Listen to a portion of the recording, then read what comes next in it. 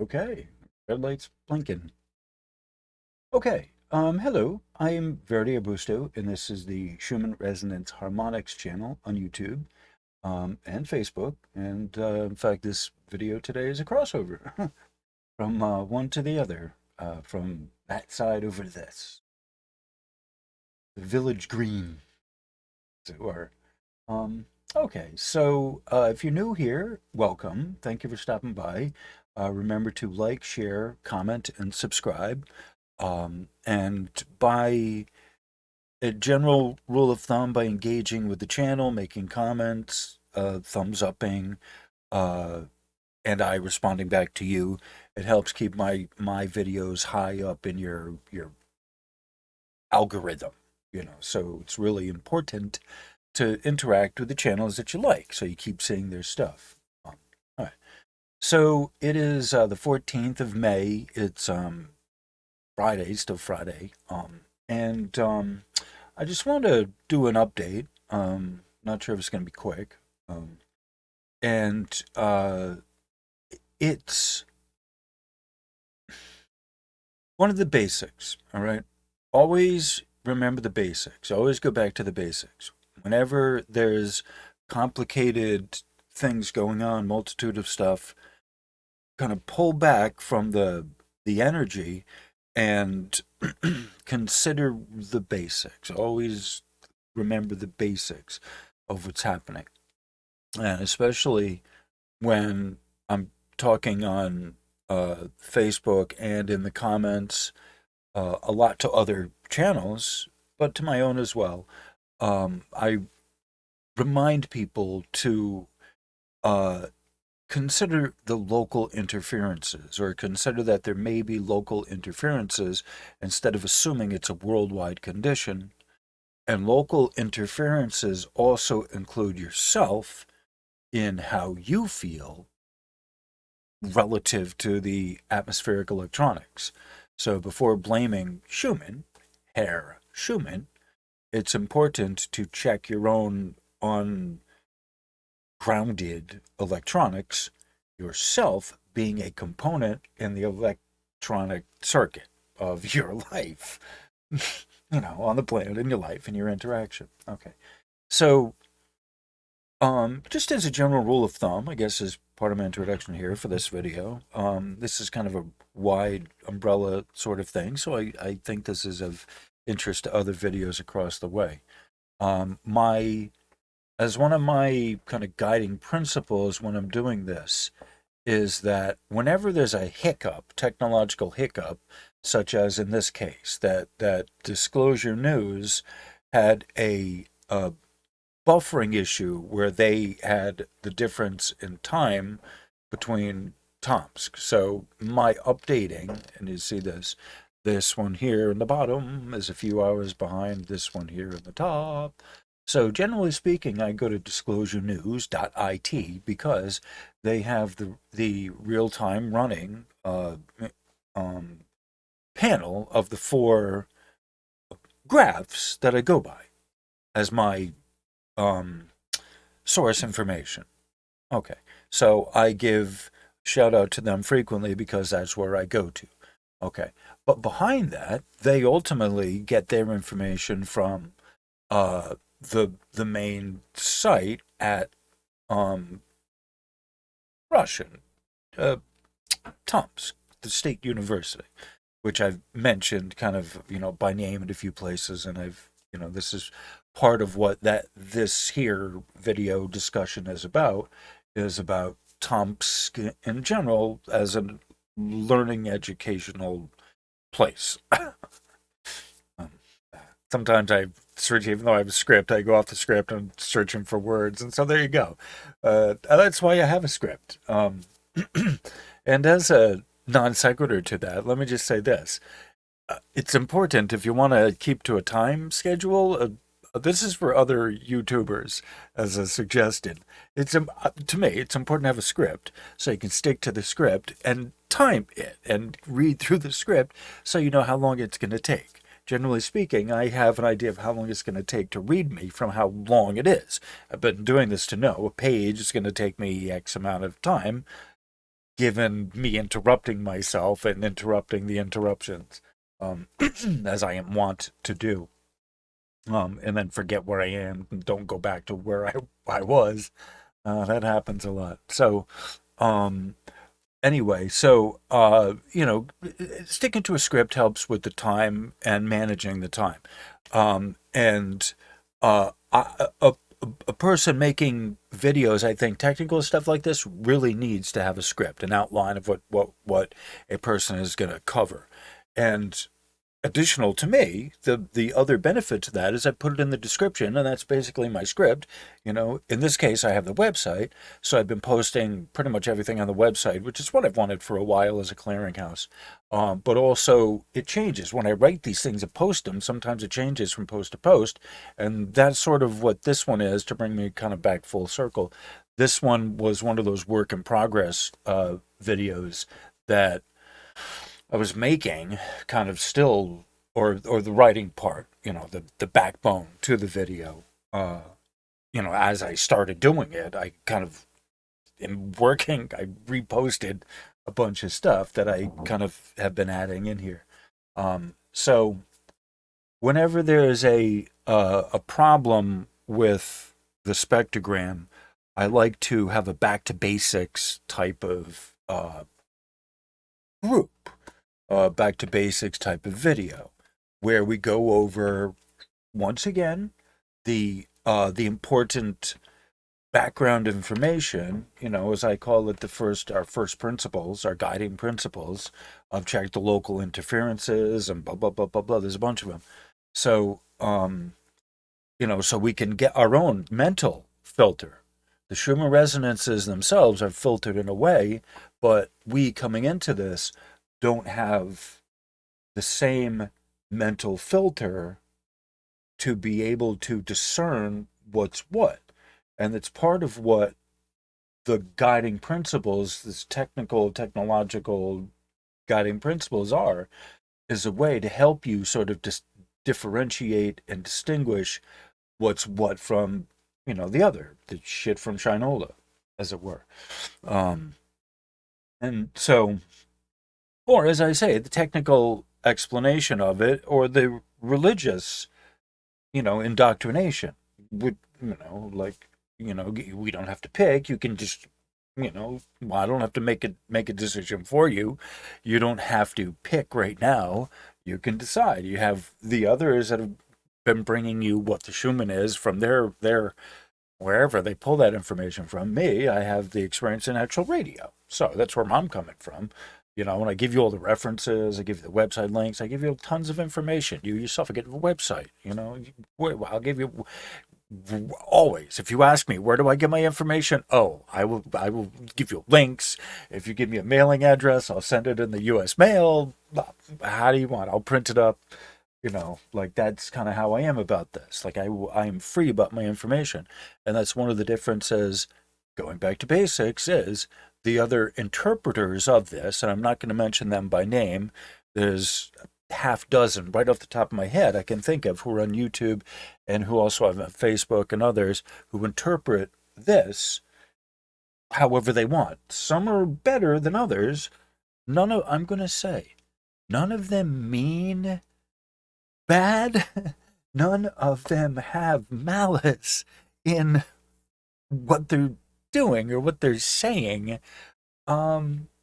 Yet they're not technically spot on. They're not technically giving you a correct interpretation based on the dependencies, based on what the antennas do.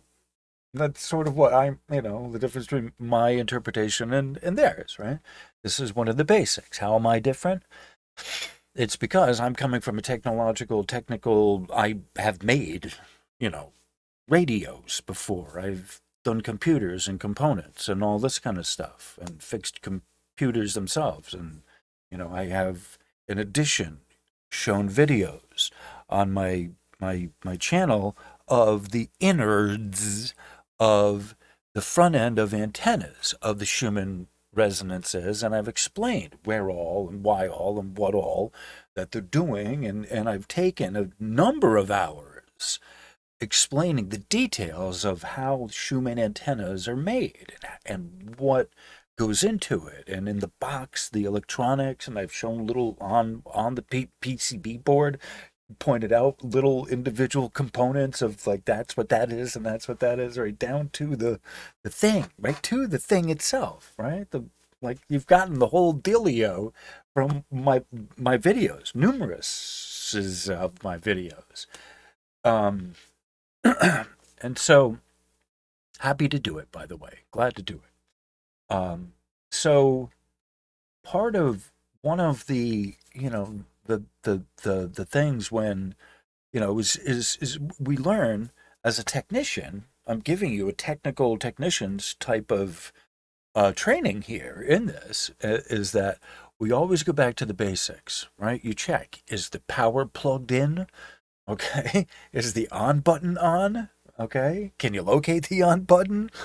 I have years working in a troubleshooting environment, numerous places. I've been a Mr. Fix-It.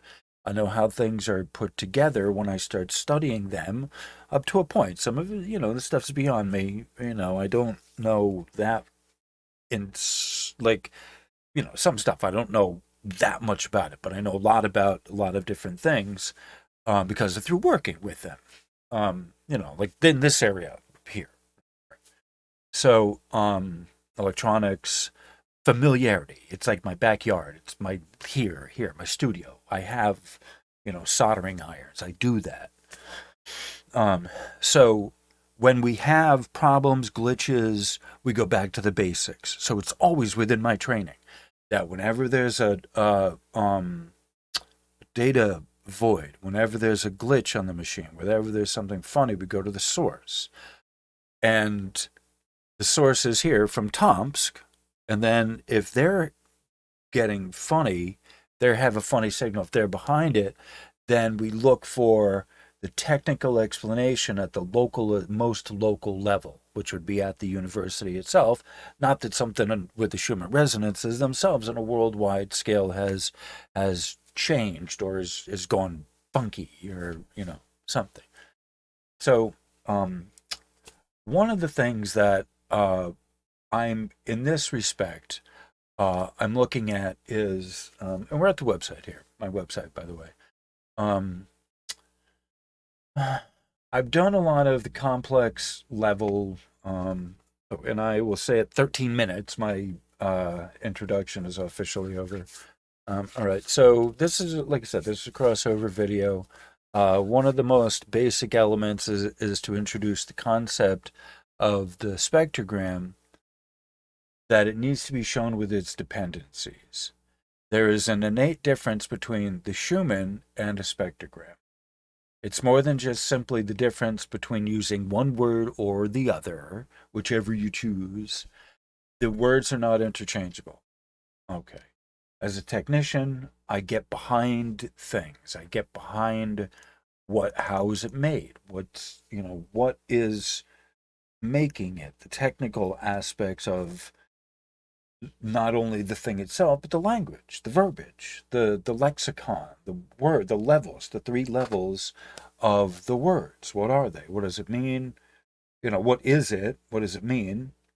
And how is it presented? Okay, so how is it presented is what is it? Let me see the objective, this is technical we're talking about. Let me see the objective antenna itself, or pictures of it, or something like that. All right, that's how it's presented. But the words themselves and then how they mean two different things sometimes. All right, so that's kind of what we're talking about here. So what is it? Right, it's the word itself. How do you define the word, the Schumann, the phrase the Schumann, versus a spectrogram? Do you know what a spectrogram is? Okay, so if you only are using the word the Schumann to define 1 out of 4, 1/4 of the information, the Schumann equals 1/4 truth. It's not even half truth. When you use the Schumann and bring the spectrogram into it, you're basing your uh, technical, what the word I use? Technical scrying, I believe. Technomancy. Um, no, I don't know a better word to put it. The technomancy of the technical scrying, trying to find some images out of 1/4 of the data, right? So that's what the Schumann is, right? Referring to the spectrogram as the Schumann is presenting 1/4 of the truth as being everything. 1/4 of the truth isn't even being presented as half of the truth. It's being presented as all of it. So that's a part of the problem of not knowing the difference between the two is. As a function of addressing the basics, all right, moving on, the issue I should continuously address is the naming convention of the words, specifically the Schumann.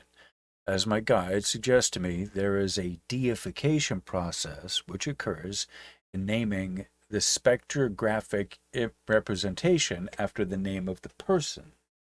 In science, they do that. They name like a volt after, Guy Volt, or they name Hertz after the guy Hertz. Uh, but it's with a mathematical equation that comes with it. Advanced science stuff, it's an equation in the person's name. And so he gets, or they discovered a star or something. But there's always some mathematical equation. Tesla gets honorary mentions, but he did stuff. He built stuff. And he didn't do so much with the equations, but he knew his stuff enough that he built stuff. So he gets an honorary mention, but the rest of them have all the equations and stuff after their name. Faraday, whatever, Schumann, he had equations after his name. So using the nice color folk art as the spectrogram, folk art, and calling it the Schumann is yet another level of misrepresentation that has happened, is happening, and is worsifying as people misrepresent the myth for the science. Okay. So, where am I? Okay, problem number one in referencing the spectro as the Schumann is a monumentally flawed pretense that the whatever you're saying is based in people channel this information or something. I think that's what I was saying. Whatever you're getting, or from the other people, like if you go to someone else, whatever information you're getting, whatever you're getting. Uh, while it's simply the misappropriation of the science to prove some kind of absurd claim, in my humble opinion, our humble opinion, my guides and me, we're all unified on this, the absurd claims, right?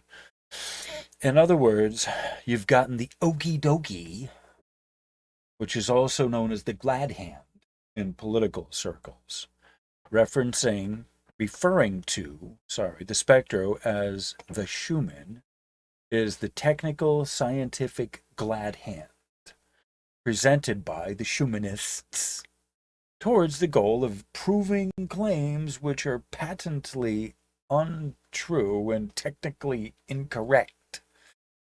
The rising resonances, like the Schumann resonances arising, is one of the first, most primary misrepresentations and misappropriations of science, which is based on a decided lack of technical data. This is I'm writing this. Me and my guides, the whole council is saying this, that there's a lot of hokey pokey that goes on with the misrepresentation, the kind of use of the spectrogram, not knowing where the information comes from, not knowing how they get the information, and totally misrepresenting it as something else that it's not, to sell a narrative, perhaps. The ones who give you the clickbait, we'll just say kindly, who give you the Schumann and are not telling you the other data that goes with it, the dependencies, and they're not explaining what that means, right? If they're interpreting one, they got to be able to interpret all of it. Otherwise, it's a quarter of the data, right? Are they selling you a narrative? Do they even know? Could you ask them about it? Are they presenting it? No, no, no. I will tell you in all cases, no. Except for one YouTube channel that I can think of. She's learning. What's her name? Alexis from Ascension Diaries. Other than her, pretty much all of them, they don't do the dependencies. They don't realize it's a thing. They don't know. They don't care. Whatever. Who cares? They're not the Schumann Resonance Harmonics channel, right? That's why I care. That's why you're getting it every single time. Facebook, everywhere, everywhere, everywhere. You got to know when you're looking at the spectrogram, the dependencies. This is one of the most significantly technically basic thing of learning about shifting your perspective from the Schumann to the Schumann resonance spectrogram, the Schumann resonance harmonics spectrogram. Going from calling it the Schumann to Schumann resonance harmonics spectrogram. That's what it is. It is not the Schumann. The Schumann is technical witchcraft, technical bamboozlery in the shell game. What you want. I'm not here to change anyone's belief. However, as a technician, this is my humble observation of this. Okay, the Schumann Resonance Harmonics and Schumann Resonance Facebook groups have no live feed to the data coming from Tomsk, Russia at the Space Observatory System, Tomsk SOS, link below. All right, so I give you the same place that I go to get mine. I don't have my own antenna, so I go to a couple sources, but I also research this and I look around and I go to other places, and so I'm always researching, links to this. So even if, and this is because this is part of my thing. When the data's down, the machine is down. I mean, I go looking for like a researcher, reading the manuals. What's wrong, right? I always approach this from the technical perspective of what happened, what's going on, where's the data, how is this working, right? I don't know any of this without being able to see the streaming data and the reports that come from it, read it, right? I'm not making this up. So this all, this is why I have links and books and references up the wazoo, because I have plenty of research that I've done to know what I know. I'm happy to pass it on to you as well, so you can figure some of this out yourself. So whenever I come up across an issue, a technical issue, we go back to the basics, and that's where a lot of these back to the basics videos and posts that I've done stem from, is me explaining to people what some of the basics and how the whole process works, from the Schumann resonances themselves and what they do in the atmosphere, in addition to us capturing the signal and what it takes to get it and process it and filter it and record the signal and then spectrogram it and then put it out to you. And then on top of that, there's the network issues that come with it. Like I know enough about that to be able to address buffering issues and blah, blah, blah, blah, blah. So, I've worked with computers. I have network training. I'm just, oh my God, I'm so perfect for this particular type of, specialty, because I have such extensive experience doing a lot of related stuff. in the world, in my job, and working and reading and researching and having an interest in all this stuff as well. So that's, having an innate interest in this as well helps immensely. So, um, when we're experiencing issues at Tomsk, we always want to go back to the basics, address the simple things. Is the power plugged in? Is the data talking to each other? Are you going to the main source of where the data itself is, which is Tomsk? For example, did you hit refresh on your browser? Okay.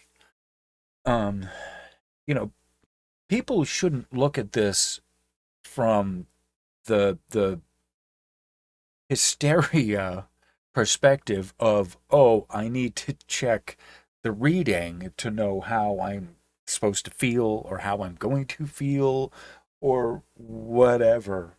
Um, I don't want to step on anyone's toes in this respect, but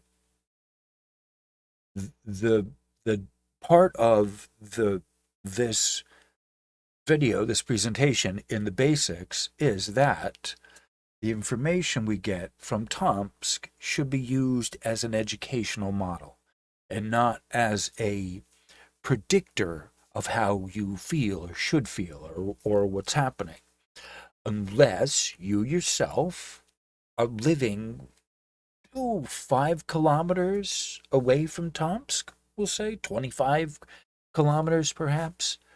This reading should only be used as an educational model of what the Schumann resonances are, how to read the modes, and all of this type of stuff.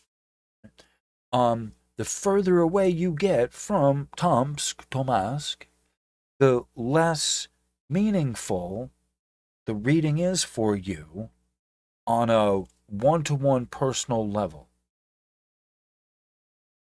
The placebo effect has a big deal in how you perceive things. Whether they're real, whether they're not, doesn't matter. However you perceive things, right? This is what we're talking about. So, it's important to remember to ground yourself. No matter what the atmospheric electronics are doing, you need to ground yourself. So, all right, 27 minutes, that's a good place to pause. The link's below. All right, so this is the other part of this.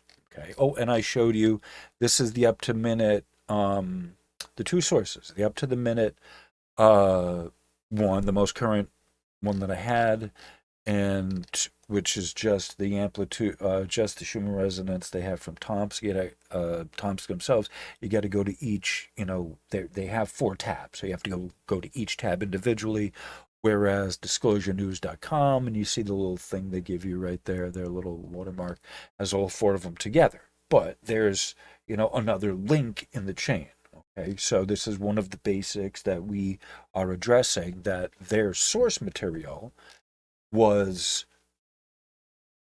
it seems to be running fine as far as I can tell. It seems to be I am negative 22 Tomsk. Okay.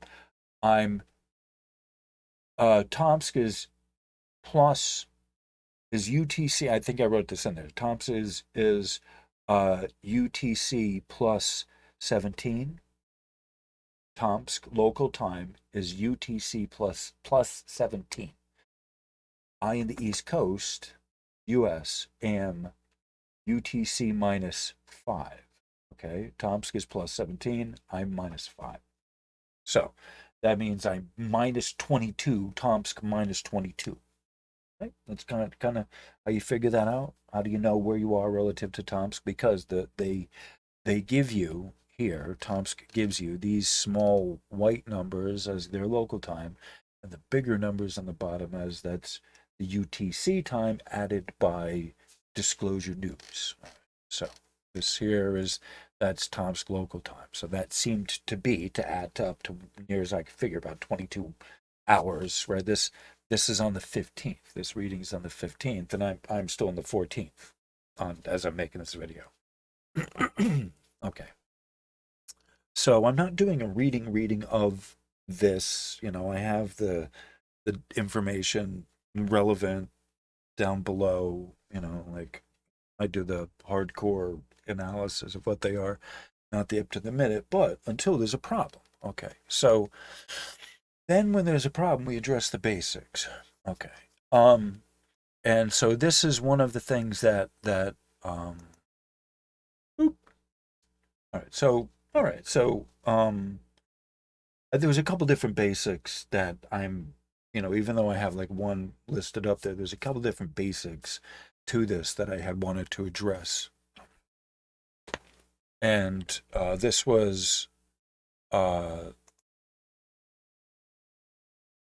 the all right. So the difference, making sure that the spectrogram comes with its dependencies. Okay, so that's one of the most basic things.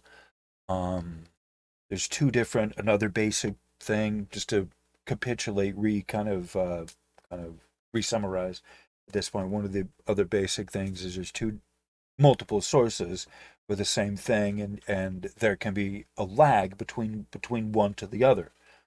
Okay, so that's in the chain that we have to realize. All right. Okay, so um, good place to pause. Right, have a cigarette. Go out, have a cigarette.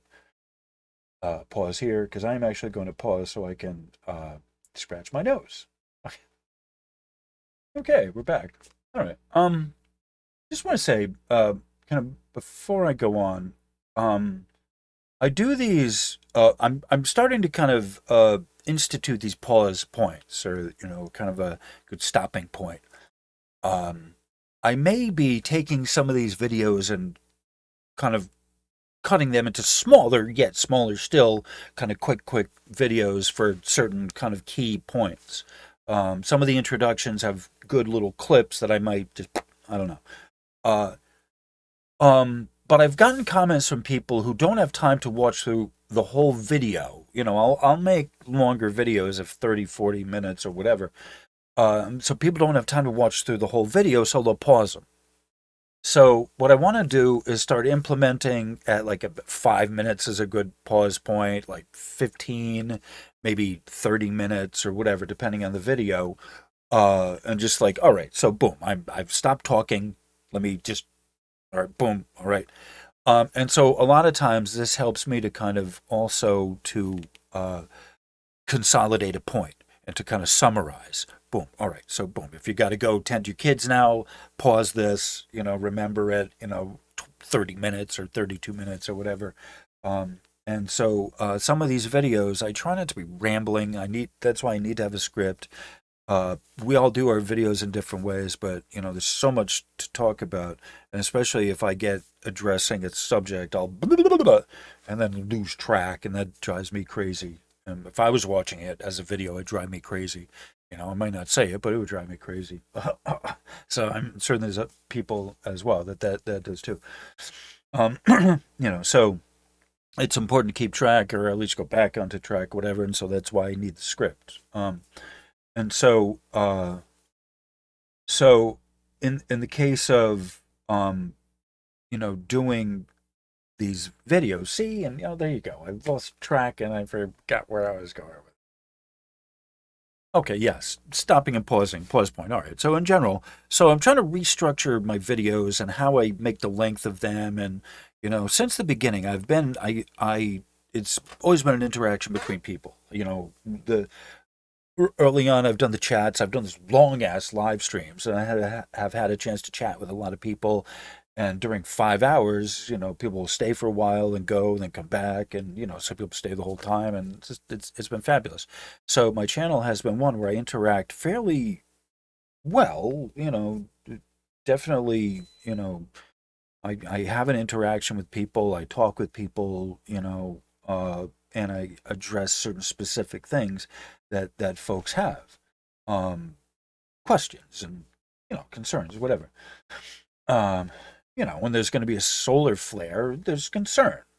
So well, let me just tell you, what my take on this is, and hopefully you won't be as frantic. Hopefully I can calm you down, get you off the ledge a little bit. Um, so part of one of the pause points is having a place where people can kind of pause to digest the very technical information, you know. So I like having the idea of, I there's so much information. I can't do short videos and all of this. However, I like having 5 minute kind of sections or a 10 minute section or whatever. And then kind of pausing that way, hey, you can have coffee, I can have coffee. I think that's important too, that, like I'll need coffee and I want to kind of have a pause point so I can get a coffee. And, it's important to do that, um, because a lot of information is covered and it's really important that people do get the really, like there's a learning curve to this. And I think it's important not to feel like this is a monologue, um, but to allow people to assimilate to you, and there's the first and foremost, the terrific 10 of you, which changes from month to month, by the way, right? There's some people that have been on it for a long time because they're just still chugging along, getting to know this, and they regularly comment, so they're there. But then other people, they move away and they can't follow, or they get married and have kids, and like can't watch a 2 hour video anymore. Just that happens. Um, uh, and not one as informationally dense as mine. I will say that. With or without fun pictures and videos or music or whatever. No, there's a lot of seriously informationally dense information I'm bringing you, and that's one of the other basics that makes me different from the other ones. Is there's a whole lot of technical information that I bring you for your consideration. You don't have to believe it, like it, care about it. I don't care, whatever. Just whatever. Do with it whatever you want. But here it is. All right. So, all right, onward and upward. All right. So, as I've been talking, saying, I think I've said all this before, but the text here says the Schumann. All right. So this is what I'm explaining is the basics of what the panels are. Okay. Getting back into the groove. Uh, the phrase the Schumann. All right. So this is the first time that I've done one of these where I explained the panel, the basics, most basics of the panel, some of the most basics of the panels of dependencies, and I've included the bit about the Schumann. All right, so this is historic here. I've written about it, but I'm going to be more, I think, more upfront about in my observations. For those of you who've been around for a while, you know what my observations are. They kind of vary, but basically I give you the lowdown and all on the spectrum and all the three dependencies together as a group. I always do this. This is my thing. I always give you that. So I'm going to be at this point bringing up the phrase the Schumann to encapsulate it in there so people understand the difference one or the other. That the myth would be the Schumann, and people should start understanding some of the myths that are being presented as truth and why it's important to understand what the Schumann, the deviousness of referring to the Schumann as the valid science. I think that might be the best way to put it. The Schumann, referring to I never use the phrase the Schumann except in these instances of saying that this phrase is technically meaningless. It's a nebulous word that is used to confuse, or worse, cover over a lot of ignorance and, at worst, willful misdirection of unwitting people. The average Joe John Q public, you don't know any different. This isn't something they really taught in high school. The Schumann, I don't recall ever hearing about Schumann resonances in high school science, or even when I went to college. I don't recall ever having really heard the phrase the Schumann resonances. You hear of the ionosphere, the atmosphere, the thermosphere, blah, blah, blah, blah, blah, blah. Maybe you might have heard of Birkeland currents, probably not. Telluric currents, probably not. A lot of earth science that people haven't heard of. And so there's a learning curve to this that even people who've taken, I think, like I've taken a geology course, right? Like, okay, it wasn't in that. Anyway, um, so I talk about willful misdirection by people who have an agenda. I'm not going to go into it more than that, but who would stand to gain from that? I don't know, you know. But those are the people who are giving you the misinterpretation of what the Schumann resonances are. In my personal observation, the other YouTuber and Facebooker and uh, interpreters renderings, the renderings of the interpreters of the Schumann, which is the spectrogram properly, is presented exclusively without the dependencies. That's the difference between the Schumann and the spectrogram. Is that the spectrogram is presented with its dependencies. The Schumann is impossible. In my humble view, the Schumann is impossible to properly decipher without the attending dependencies, which is essentially the source information that is used to plot the composite of the spectrogram. Okay? Spectrogram is the plotted, all right, so these are what the four panels are. The first one, the spectrogram, is the plotted composite of the amplitude showing as vertical information, so the vertical, the upright lines, with quality and frequency plotting as horizontal bands. The thickness of the horizontal bands and where the placement, where they are, depends on the quality and the frequency, okay, which are the magnetics. The actual number values are given with the dependencies, which are scaled to fit the constraints of the spectrogram scope. Okay? The amplitude is height, or the electric side, as measured in decibels of pico-electron volts. This is the intensity of the Schumann resonance signal as measured through a dipole-type antenna. Quality is the width or the magnetic side of the Schumann resonance signal as measured in picoteslas. These are the originating waves which eventually cohere. It's supposed to be cohere. I said cohese, like cohesion, uh, into the Schumann resonances, which resonate in place, basically.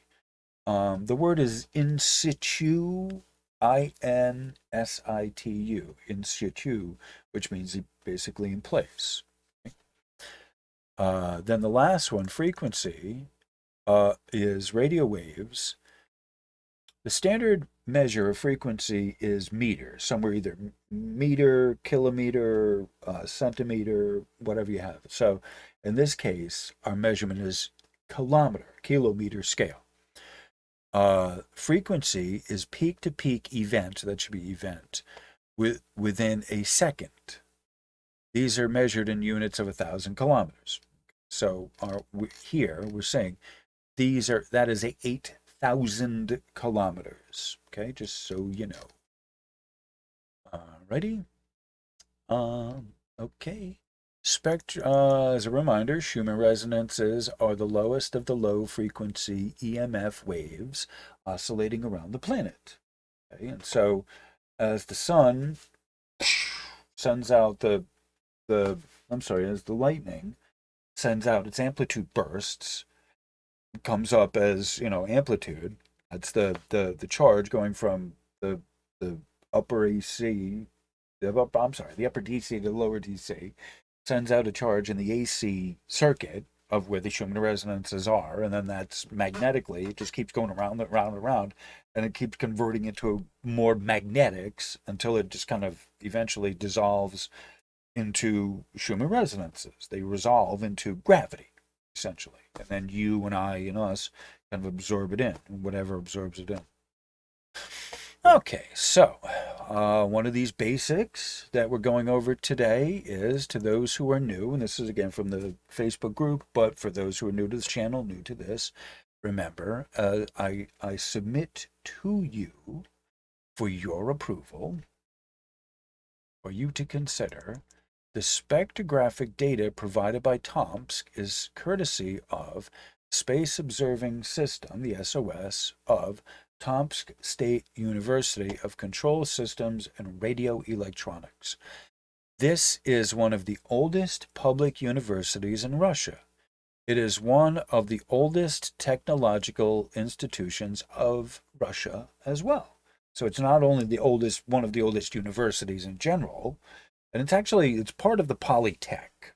Okay, so they were part of the Tomsk. These guys broke apart from the Polytech, which is just right down the road, stone's throw, literally, down the road from them. So they broke off separately, but both them in their original capacity was the first, institution, and then they became still the first technological institution, and then they've done a lot of firsts in Russia relative to their their training, their institution. Um, the majority of work is being done at the research by graduate students and doctoral candidates who are working on their research, their theses, their masters, their doctor's thesis, all of that. Because it is a public university, it is within their charter to provide this information free to the public as a public service. Faculty, staff, students do a fabulous job in monitoring and maintaining the Schumann resonance detecting equipment. The public dissemination of the reports from the detecting equipment should be used as an educational model. The information contained in the Schumann resonance spectrogram and graphs is for the purposes of exploring and explaining how the Schumann resonances are measured and how they work and all of this stuff. All right, so the source link is here. This one is disclosurenews.com, and the one on the top, this one here, is the spectrogram. So that's this guy here. The two links, two different places, two different sources. I explain this, how to explain it. And then this is the website here. Obviously, this is my website. You're there if you know that. You were there. You'd be home by now. And this is the Facebook page, my group, the Schumann Resonance Harmonics. And go on over there. Say hi if you're from YouTube. Please do go and say hi. All right. So all right, getting close to an hour. All right. So this is the website. All right.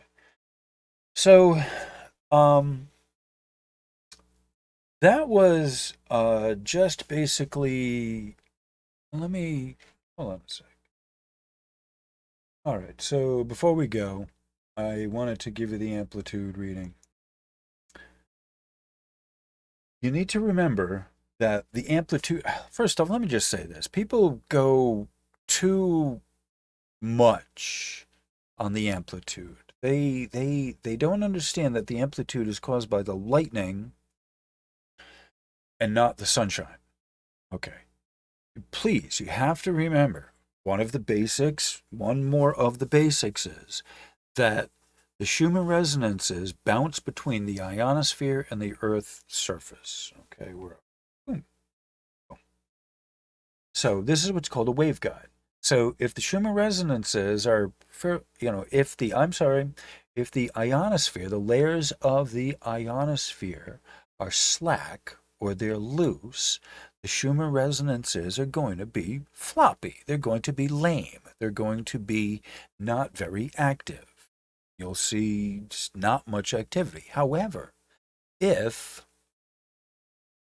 the sun is pretty active, it's going to tighten up the ionosphere. And then what's going to happen is various layers of the ionosphere start forming. Got to remember that. It's not just one layer. The D layer is the primary layer, but as the sun starts really, truly pounding, right, direct, that's the DC current. There's not another way to say that, in increased radiance from the sun, not a burst, not a CMA burst, but just in general, like there's the increase in solar flares, for example. I'm sorry, not flares, sunspots. Duh. Not talking about solar flares, but just the increase in sunspots, the dark areas, the sunspots. Okay, let's match our words up. Just the increase in sunspots will excite the Schumann resonances, but it has an effect first on the magnetosphere, and it has an effect first on, it tightens up the ionosphere.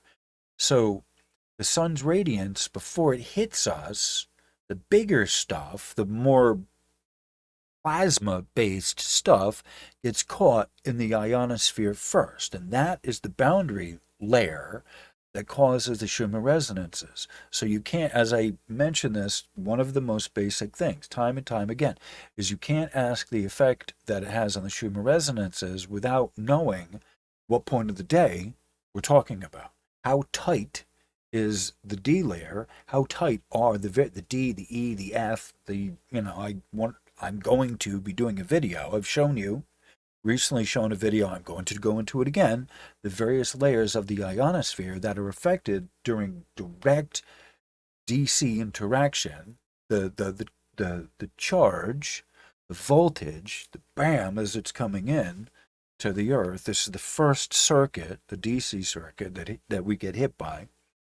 From that, it's stored in the ionosphere, and then it gets, as we get subsequently more and more, pounded by the radiance, the CME, then it starts lowering, it starts compressing down to us, and then the the lightning doesn't have to be so high up in the sky. It can be a discharge from lower in the atmosphere. That's one of the things that's important to remember, is as the sun's radiance hits the ionosphere, it lowers down the potential closer to us. We're still getting the whacked from the bottom edge of the ionosphere. The transient luminous events and sprites and all of that stuff travel upward. That's still recognized on the Schumann resonances as amplitude, which may not necessarily have the same magnetic travel as the other one. All right. So all right. So our high for yesterday was at 90, 91, but then we're coming down here. Our next bump here, you see these numbers, 91. See that? Hold please, system process. Okie dokie. Looks like we can see it all now. Okay, all right. So our high points for amplitude, our high points are 91 for A1. A2, it's 36. For A3, it's 20. For A4, it's 20. Oh, well, I'll be dipped. Look at that. All right. So we're hitting 20 there. That's 20 there. We don't often see those two together. A lot of times that'll be a bigger, like 20. But we can, though. That's not surprising. I've seen these two close before. Uh, the lower, the bottom end of the amplitude, and then the upper and the top end, the lighter colored ones will be closer in number. But these, the bottom end. So we're looking at the saturation point. Like, all right, so the top here, this is today-ish, it's 36. That's all the way to the top. And this one here, peak is at 20. And this peak is at 12.4. Did you see that? That peak is at 12.4. And our high point is 20 from the other day. So that was yesterday. This is all today. So the low, so this, remember the green is more magnetic than the white side. The white end of this tail is the electric side. That's another way to look at this. When we're looking at amplitude, it's the height of it. I told you, like a good analogy for you to put in your head is to look at this as the height of it. It's the amplitude is the height of the signal. It's charge. This is voltage. But if you look at it as feet, because again, we just got through talking about the amplitude has, the ionosphere has multiple layers to it, right? So part of the wave, the wave function, once it starts vibrating into a wave, a coherent wave, is how high up in the atmosphere can it bounce, right? And so the lower waves down here, the green ones, can't bounce as high up into the atmosphere. They don't start as high. They don't have the oomph to go back up. They started out low, and they don't have the oomph to go up any higher, so they just hug the ground. So the green and the red are hugging the ground, whereas the white and the yellow and the white are the more electric, more top of the wave. Even though this is all the electric side, in theory, this is also a mathematical model. Remember that. So the electrics and the modes are the combination of the electric and the magnetic side because it's just direction. One's this way, the other is the other way. So they equate them out too. If it's a certain height, that means it's also a certain way that way, certain width by assumption, by mathematical assumption. All right. So we're talking about the size and the shape and the strength, therefore the strength of it. All right. So because the green is more in the magnetics, it's not going to be as high, but that also means you're going to have a wider signal as well. All right, and so one of the things that I'm looking at is the shape, the successive shape as it's moving down from the top to the bottom. So the top of the wave is here, the white, then it goes to the middle, middle top, middle bottom, and then the bottom of the wave. So all of this together is a cohesive wave, and this is, of the amplitude of the electric side of in voltage and charge. So this is one big wave that they're breaking down in different segments based on based on the decibels of pico-electron volts. All right. So that's how you get, right? This is more telling you how they get the coloring of the spectrogram based on the dependencies of amplitude. This is the upright, and you see that these spikes will invariably show up on the spectrogram. These are the upright spikes. The amplitude is, again, the uprights, the upright column. All right. And then you have the quality. All right. So the quality is the magnetics. All right. So you see the little bump at the end of it, but otherwise this has been very quiet. The mode 1, which is the narrowest of the magnetics, this is less now. The green mode is the shortest part of the wave, but it's the widest of it as well. That's the general shape parameters of the green. So the green I just showed you on the amplitude, the green is the shortest, but it's the fattest, the widest.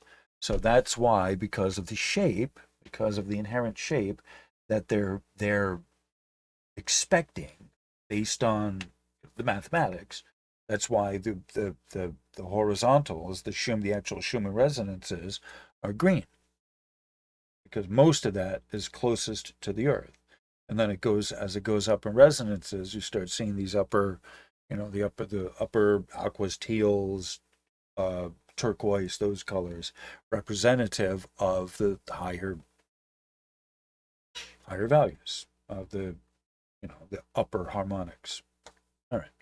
So, okay. So I think that does, and let me just refresh the memory. There, here we go. All right. So this right here, oh, please. Okay, there we are. All right. So this is a good reminder, good outro reminder. I'm almost at an hour, and that's probably a good place to stop. So again, this is a model of the ionosphere, and I just want to show you the different, the electron density. That's what this over here is, the electron density. So as it bulging, as it goes up higher, the electron density, that means it's more dense here. This bulge is a higher density than the lower. Right? So that's one of the things you have to look at, that this right here, ultimately, and these are the layers of the atmosphere that they're giving you. So ultimately, these layers here are what the Schumann resonance bounce off. So when the sun is bouncing, the sun is hitting, and the sun is hitting it here, coming down, the sun is coming down, this electron density gets more dense. You have more electrons in there. They're coming in. It's more, it starts getting more dense, more plasma, and a little more solid.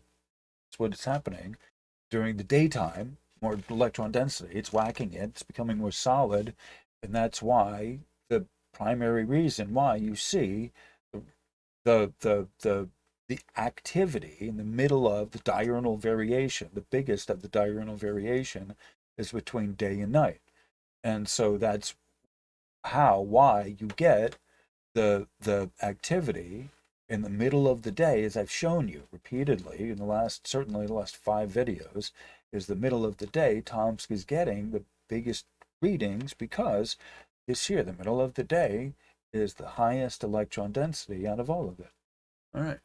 So, nice. With that picture as the outro, I think it's time to put this puppy to bed. Yeah, put this puppy to bed.